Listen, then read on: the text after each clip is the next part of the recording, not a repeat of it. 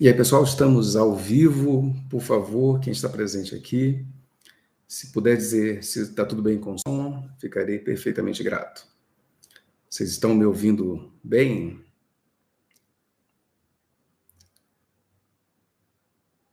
Quem está aí, pode, por favor, dizer se está me ouvindo.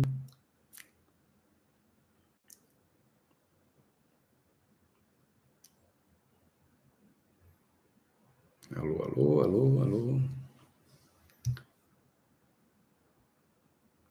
Pronto, obrigado, Tatiane.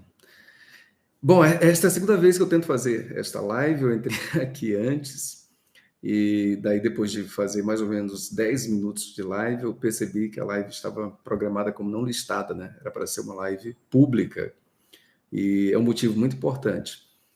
Mas não deu, né? Agora vamos lá fazer novamente, começar tudo do início e tentar ser o mais objetivo possível. Esta live é o seguinte: hoje, todos os dias não, toda segunda, quarta e sexta, como vocês sabem, eu publico vídeos aqui. Mas hoje eu decidi não publicar um vídeo e resolvi fazer a live com um tema aí super importante, vocês vão ver já já. Mas o meu propósito maior não era nem exatamente o conteúdo, mas sim fazer um convite para vocês. Hoje à noite vai ter um evento, eu gostaria muito que vocês participassem. Para mim, é um evento super importante. E que evento é este? Ontem foi o Dia Internacional da Pessoa com Deficiência. Não sei se vocês sabiam, né? Mas há o Dia Nacional da Pessoa com Deficiência e o Dia Internacional da Pessoa com Deficiência. E daí, a Liliane e eu, nós vamos fazer um ato comemorativo pelo Dia Internacional da Pessoa com Deficiência. Então, este evento, eu vou logo avisar vocês, não é nada que eu vá falar, pelo contrário, eu vou também ouvir. Porque a Liliane, ela vai falar sobre como é que pessoas podem conviver com pessoas cegas, que é algo super importante. Não sei se vocês convivem, se vocês têm na convivência de vocês alguma pessoa cega, mas independentemente disto, eu acho super importante que nós saibamos, né? Se houver uma pessoa, já é mais do que suficiente para participar. Então, se vocês puderem estar presentes, eu adoraria contar com a presença de vocês. Eu deixei o link aqui, tem um grupo, porque essa live ela não vai ser pública, é uma coisa um pouquinho mais fechada, mais reservada, vai acontecer pelo Zoom. Então, tem um grupo, vocês devem entrar neste grupo, e lá no grupo eu passo o link. Assim vai ficar bem, bem legal. Acredito que vai ser um negócio bem bonito e bem divertido. Tendo feito o convite, vamos ao tema, né? O tema é a independência emocional. Vou tentar recordar as coisas que eu já falei na outra live, que não ficou gravada. Eu dizia que este tema é super importante. Tem algumas pessoas que imaginam saber a importância dele, outras pessoas não fazem a menor ideia, mas é algo assim incrivelmente importante por várias razões. Uma delas é a pessoa que tem dependência emocional, quanto mais ela possui, mais interessante ela é. Então, pessoas que realmente têm dependência emocional são mais interessantes do que as outras, aquelas que não têm tanta independência emocional e muito mais do que aquelas que não têm independência emocional nenhuma. Então, se tu queres ser alguém interessante, alguém que envolve mais, em vez de ser envolvida por tudo, por todos ou por qualquer um, então é super interessante apostar na independência emocional. Outra vantagem tem a ver com o teu estado emocional. Se tu queres ter uma vida mais feliz, não sofrer tanto, construir independência emocional é fundamental, porque por várias razões, né? Estou me sentindo aqui como alguém que repete, e é terrível ter que repetir, até porque havia algumas pessoas que estão presentes aqui que já ouviram essa história. Mas, bem, por várias razões, tem essa coisa da felicidade. Porque o independente emocional, ele é menos suscetível à tristeza. Ele vai ficar triste com mais dificuldade. Ele resiste muito mais tempo. Essa é a primeira coisa. A outra questão é a seguinte: Quando uma pessoa é transtornada, ela tende a produzir problemas reais para a vida dela, tende a causar danos, então ela vai sofrer em função dos problemas que ela causou. Mas, além disso, além desses problemas que eu classifiquei aqui como os problemas reais, há os problemas imaginários. A pessoa os inventa. Então, ela vai sofrer por conta dos problemas que ela inventou. Se, por um lado, ela viveu a vida de qualquer jeito e permitiu que problemas se instalassem, por outro lado, caso não se instalem problemas verdadeiros, ela fica cheia de fantasias, produzindo problemas imaginários para sofrer. Então, este que, seja por descuido com a própria vida, seja por fantasia, tem um problema sempre, com a sensação de que este problema não está resolvido, é óbvio que essa pessoa vai padecer bastante. E este alguém que tem uma fonte inesgotável de sofrimentos para resolver é justamente a pessoa mais dependente emocionalmente. Outro ponto é o tempo de reparação emocional. Quando acontece algo, seja algo verdadeiro, seja algo que tem uma dimensão prática, seja algo imaginário, o tempo que a pessoa leva para se recuperar do acontecido. Quanto mais longo este tempo, pior, né? Mais consome vida, mais difícil tudo fica. É claro que não precisa ser breve, não precisa ser, quer dizer, não precisa ser imediato. É óbvio que, a depender do que aconteceu, tem uma resposta um pouco que tem um tempo, a pessoa vai sofrer. Agora, este tempo de sofrimento não pode ser grande demais, tá? Porque senão, como eu já disse, rouba a vida da pessoa. Então, há um tempo, digamos assim, mais ou menos aceitável para o sofrimento. Depois, a pessoa tem que ser capaz de se restaurar, de paulatinamente se aproximar da sua recuperação emocional. Não interessa o que aconteceu. Este que é mais dependente, ele tende a demorar mais, ou até mesmo nunca conseguir se restaurar, porque ele está programado para entender que a sua recuperação, seu equilíbrio emocional, não depende exclusivamente de si, depende da presença de outra pessoa ou da interferência de alguma maneira de outra ou outras pessoas. Então, alguém que tem todo este conjunto de programações vai sofrer muito, mas muito mais. Se tu és esta pessoa, muito cuidado, isto pode ser uma condenação na própria vida. Então, seja porque tu queres ter uma vida melhor, seja porque tu não queres sofrer, seja porque tu queres ser uma pessoa mais envolvente, seja porque tu queres encantar alguém, é super válido trabalhar a tua independência emocional. A grande questão é como é que se faz isto, né? Se tu queres ser uma pessoa independente emocionalmente, como é que se faz? Por incrível que pareça, não é tão difícil assim. Também não é fácil, mas não é tão difícil. O ideal seria evitar a dependência emocional. Agora, se tu já és uma pessoa dependente emocionalmente, tem o que fazer. Não é tão difícil, mas, como eu disse, também não é uma coisa mais fácil do mundo, porque depende de uma insistência. Aí é que está o problema. As pessoas não costumam insistir. Elas fazem coisas que são necessárias durante um período e depois abandonam. Aí é que está a grande questão, né? Por isso que muita gente nunca se recupera de forma definitiva. Tem duas classes de dependentes emocionais. Uma classe é a mais óbvia, é aquela pessoa que está ali sofrendo, precisa sempre se agarrar a alguém, e quando ela está com alguém, ela sofre porque ela é dependente, então, ainda que ela esteja com alguém, a relação não está numa situação boa, ela sente que não está no comando, ou então ela vive com medo, com a sensação de que vai perder a qualquer momento, parece que a perda é iminente, logo, essa pessoa sofre. Ela vê a presença de outras como sendo um risco, às vezes é enciumada demais, às vezes, mesmo não sendo enciumada, ela é excessivamente pegajosa e acaba que ela cria lesões à relação. Então, olha só, o dependente emocional, este tipo de dependente, que é o mais óbvio, ainda que ele tenha alguém ao seu lado, ele vai sofrer. A relação será pesada para ele. E se ele não tiver alguém, ele vai sofrer também, tá? Porque ele se sente frustrado, impotente, sente que é a pior criatura do mundo, cria fantasias, como se todo mundo tivesse um relacionamento com facilidade, exceto ele. Esta é a primeira categoria de dependentes. A outra categoria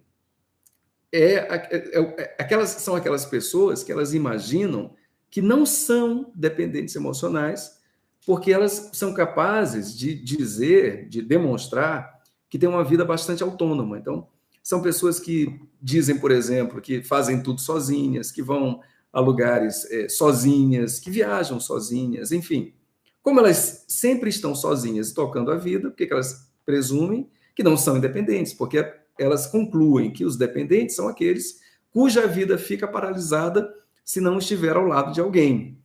Então, se elas estão com a vida andando, elas vão concluir isto, não tem independência alguma em mim.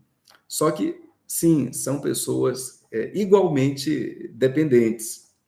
No entanto, resolveram este problema da dependência de uma maneira diferente, sabendo que não seriam capazes de contar com ninguém, decidiram tocar a própria vida. Isto está certo, sem dúvida alguma. Decidiram se tornar capazes de fazer tudo por conta própria.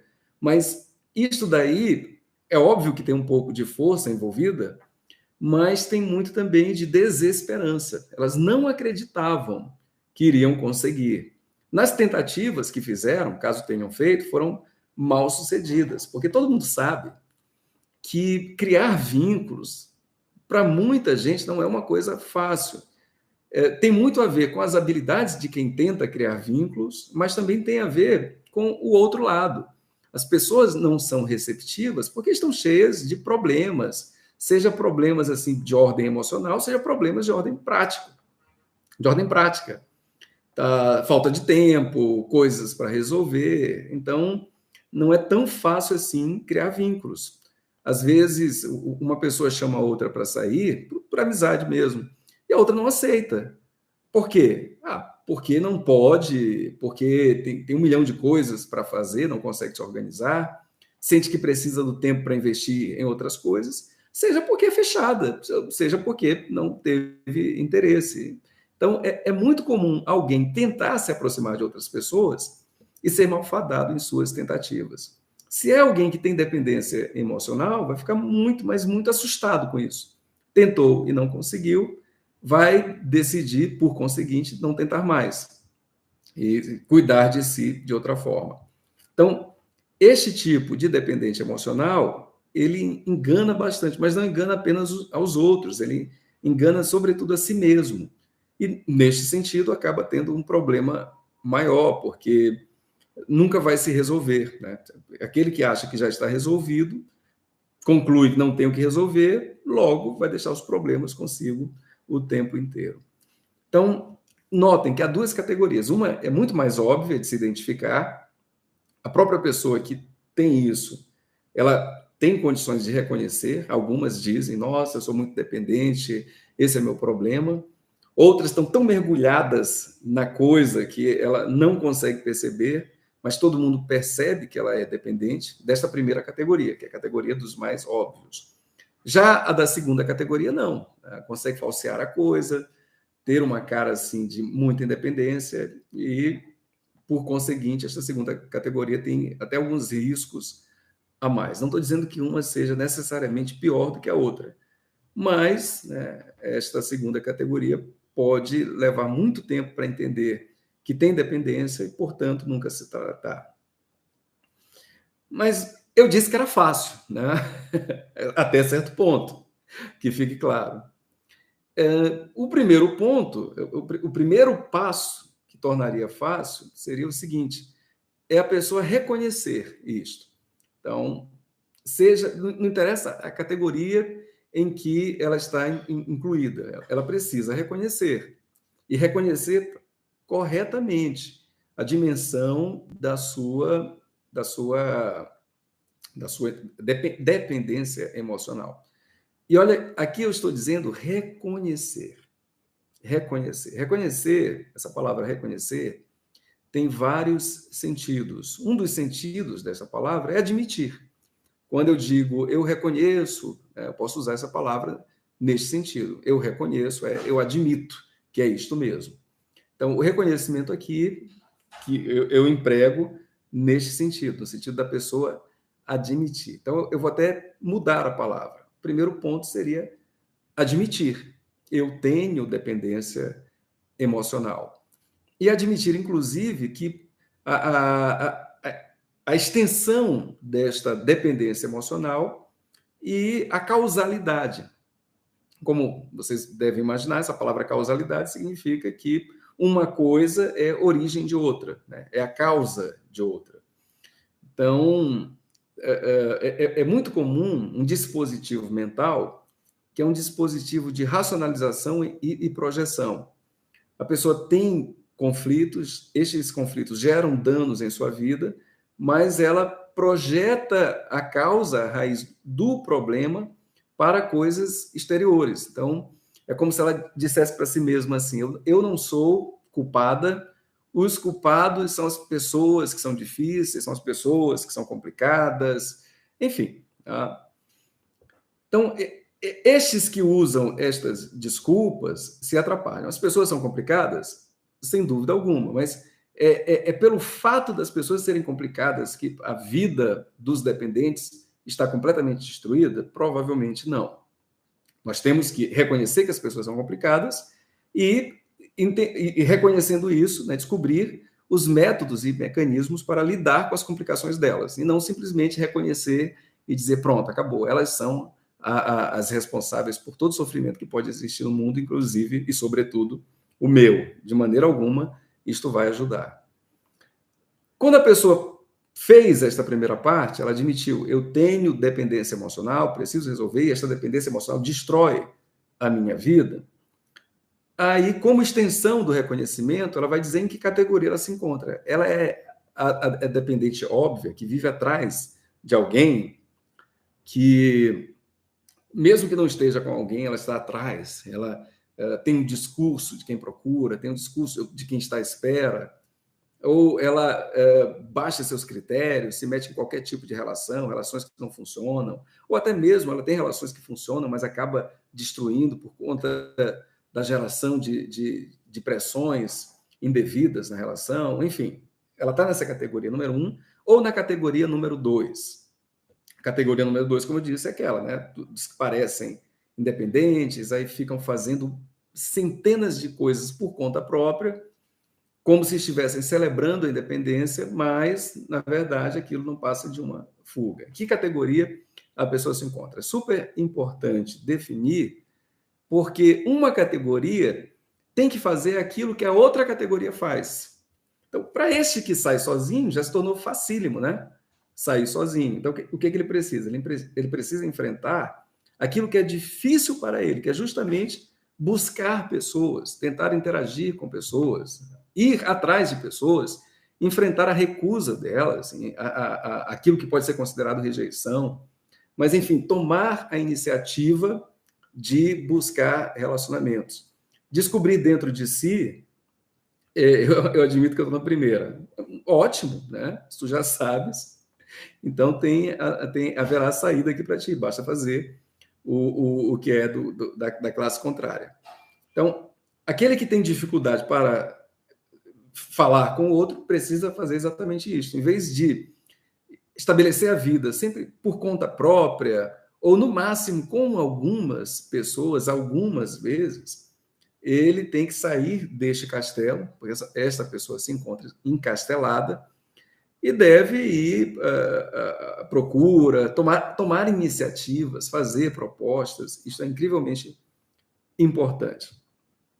Isso vai, inclusive, ajudar este tipo a descobrir, aliás, os dois tipos a descobrir, quais são os problemas que tem. Então, por exemplo, pessoas que são assim ficam muito ríspidas e não se dão conta, tem um jeito muito ríspido. Vocês já perceberam isso? Pessoas que vivem sozinhas, elas são muito duras, elas ficam cada vez menos tolerantes, tudo elas são apressadas demais, elas acham que as pessoas têm dificuldade para resolver absolutamente tudo, tem a impressão de que tudo que os outros fazem é lento demais, é muito lento, que os outros são complicados e eles são bem resolvidos. Então, são pessoas incrivelmente intolerantes. e não se dão conta disto. Mesmo quando não estão se queixando, já tem aquela energia, já fica com aquela cara, assim, vendo o outro com uma cara de impaciência, uma cara de chateação, de raiva. E quem é assim não se dá conta. Quem é assim está sempre com raiva do outro e, claro, se convence cada vez mais de que não precisa passar por isto. Normalmente vocês vão ver este tipo de pessoa dizer o seguinte: eu estou bem sozinho. Vão ver esse tipo de declaração, né? Eu estou muito bem sozinho. Por quê? Porque sozinho ele não precisa de paciência para com o outro. Ele pode administrar o seu tempo, o seu ritmo, e ele imagina que é ultra rápido em tudo. Na verdade, é porque só depende dele. A grande questão é esta: quando nós trabalhamos em conjunto, né, quando o nosso trabalho está na dependência da ação de outras pessoas, então o ritmo tende a ser mais devagar. Quando o nosso trabalho depende exclusivamente das nossas atitudes e decisões, aí pronto, nós fazemos na nossa velocidade, pode soar como se fosse mais rápido, não é verdade? Assim, atitudes assim, as mais cotidianas possíveis. Limpar a casa.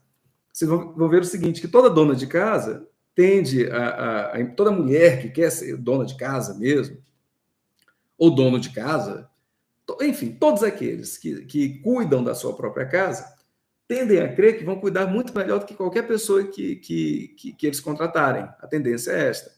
Porque fazem do seu jeito. Fazem do seu jeito. Não tem que negociar o seu jeito com absolutamente ninguém. E aí, quando aparece outra pessoa que tem que aprender, que tem que receber instruções, e muitas vezes não consegue cumprir estas instruções em um tempo imediato, depende assim de falar novamente, das mesmas instruções, dos mesmos comandos repetidas vezes, aí isso causa um cansaço, um estresse. O outro vai concluir: eu faço melhor sozinho, não preciso passar por isso.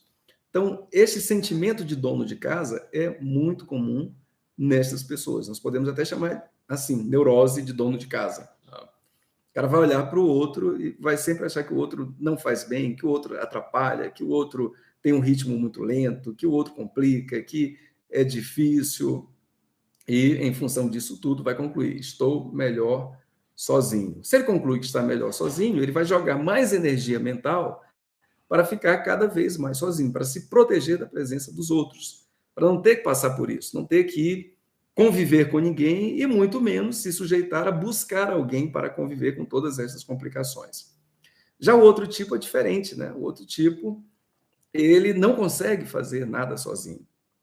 Ele não sai sozinho, ele não viaja sozinho, ele precisa sempre de alguém. Esse primeiro tipo, que estou falando em segundo lugar, que é o mais óbvio, ele tem muito mais tranquilidade para ir atrás, para tomar iniciativa, para convidar, para dizer, pelo menos, gente, eu estou disponível aqui, viu? Estou aqui, estou disponível. Se vocês quiserem, estou aqui, estou disposto. Ele tem muito mais facilidade para isso.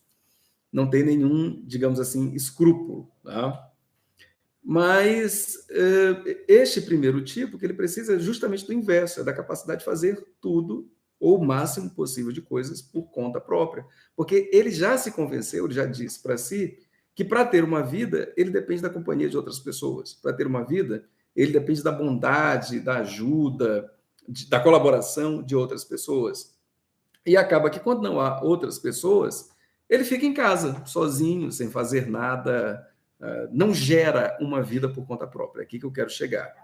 Então, não gerando uma vida por conta própria, né, vai ficar tudo sempre no mesmo lugar e ele vai se convencer disto o tempo inteiro, que para ter vida, olha só, né? Quando ele não está com ninguém, ele fica em casa, é tudo sem graça, nada acontece. Né?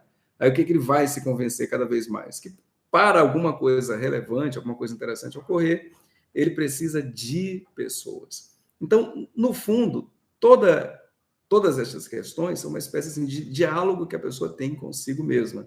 Ou ela se diz: eu não quero ninguém porque os outros me atrapalham, não quero enfrentar o ter que conviver com os outros, ou muito menos ter que buscar outras pessoas para uma vida, ou ela se diz: eu preciso desesperadamente de outras pessoas, sem ninguém a minha vida não funciona. Então, tu tens, reconhecendo a tua dependência, tu tens que viver a tua vida no caminho contrário. Ainda que haja uma voz dentro de ti, dizendo seja uma coisa, seja outra, tu precisas de atitude que comece a te comunicar algo completamente diferente. Os resultados não vêm de forma imediata, portanto, é preciso de insistência. Não é assim, hoje tu agirás de uma maneira contrária a como tu costumas fazer e pronto, já vai ter o resultado, tu terás um bem-estar, estou livre. Não, não funciona assim. Muitas vezes não haverá resultado algum, outras vezes terá um resultado imediato e tu vais comemorar, e isso é até mais perigoso. A pessoa comemora, celebra, fica feliz e acaba se descuidando. Então, não deixa que a tua mente te ludibrie. Eu vou finalizar repetindo o convite. Ontem foi o Dia Internacional da Pessoa com Deficiência. Hoje, meu propósito de estar aqui é lhes convidar para participar de um evento que vai ser um evento comemorativo do Dia Internacional da Pessoa com Deficiência. E como forma de celebração, eu vou levar a Liliane, eu convidei a Liliane para falar sobre a pessoa cega, né? Como é que se convive, como é que nós podemos, o que podemos fazer em termos de inclusão. Super importante isto. E eu gostaria muito que vocês estivessem presentes para participar deste bate-papo, desta conversa. Será hoje às 19 horas, eu vou deixar um link aqui. Este link leva quem quiser participar para um grupo, e lá neste grupo eu vou enviar, antes da nossa live, o link do Zoom. Né? Essas lives geralmente acontecem pelo Zoom. Conto muito com a presença de vocês, ficarei super feliz se vocês estiverem lá. Espero que consigam reservar um tempo aí. Por hoje é isto, um grande beijo e até mais. Vai ter vídeo aqui na quarta-feira.